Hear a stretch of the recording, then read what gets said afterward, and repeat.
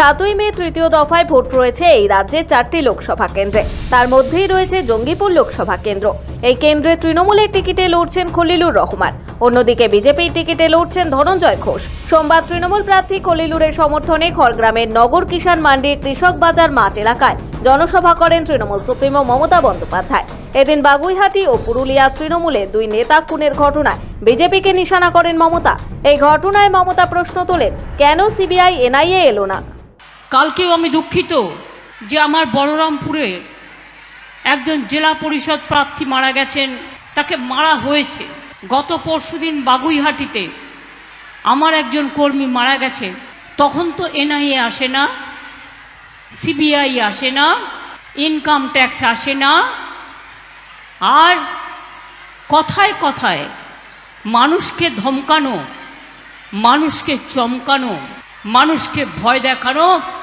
BJP জেনে রেখো, এবারই তোমাদের শেষবার, তোমরা ক্ষমতায় আর কোনো দিনও আসবে না।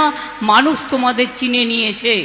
শনিবার রাতে বাগুইহাটিতে খুন হয়েছেন এক তৃণমূল কর্মী। এদিকে রবিবার রাতে পুরুলিয়ার এক তৃণমূল নেতাকে পিটিয়ে খুনের অভিযোগ উঠেছে ঝাড়খণ্ডের 3 যুবকের বিরুদ্ধে। কয়েক ঘন্টার ব্যবধানে তৃণমূলের 2 সদস্যের মৃত্যুতে স্বাভাবিকভাবেই তোলপাড় রাজ্য রাজনীতি। সোমবার মুর্শিদাবাদের জঙ্গিপুরের সভা থেকে 2 তৃণমূল সদস্য খুন নিয়ে মুখ খুললেন মমতা বন্দ্যোপাধ্যায়। পাশাপাশি এদিনের সভা থেকে বিজেপি ও নরেন্দ্র মোদীকে তীব্র আক্রমণ করেন মমতা। সংবাদ মাধ্যমকে কোটি কোটি টাকা দিয়ে নরেন্দ্র মোদী কিনে নিয়েছেন বলে অভিযোগ মমতার।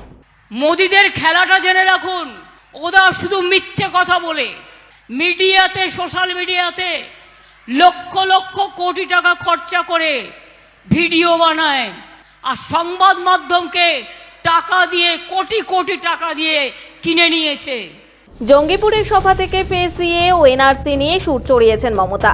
বাংলায় যে মমতা বন্দ্যোপাধ্যায়ের সরকার এনআরসি ও সিএ লাগু করতে দেবে না, এদিন তা আবারও স্পষ্ট করে দিয়েছেন তিনি। আজ দেশ বিক্রি হয়ে যাচ্ছে, জাতি বিক্রি হয়ে যাচ্ছে, ধর্ম বিক্রি হয়ে যাচ্ছে, সংবিধান বিক্রি হয়ে যাচ্ছে। কি নিয়ে থাকবেন? আগামী দিন যদি বিজেপি আসে, কারো স্বাধীনতা থাকবে না। এনআরসি করে সব ডিটেনশন ক্যাম্পে পাঠিয়ে দেবে, করে সব তাড়িয়ে দেবে। আমি আপনাদের পরিষ্কার বলছি, আমরা এনআরসি বাংলায় করতে দেব না, আমরা করতে দেব না, আমরা ইউনিফর্ম সিভিল কোড করতে দেব না, আমরা ট্যাফু করতে দেব না। আমরা সবাই হিন্দু, মুসলিম, শিখ, ইসাই আপোষ মে রায়না, ভাই ভাই, আমরা একসাথে থাকবো, একসাথে বাঁচবো, একসাথে লড়াই করব, একসাথে পাশে দাঁড়াবো। এটা আমাদের রীতি, এটা আমাদের নীতি, এটা আমাদের পদ্ধতি। গত 12 বছর ধরে আমরা প্রমাণ করে দিয়েছি।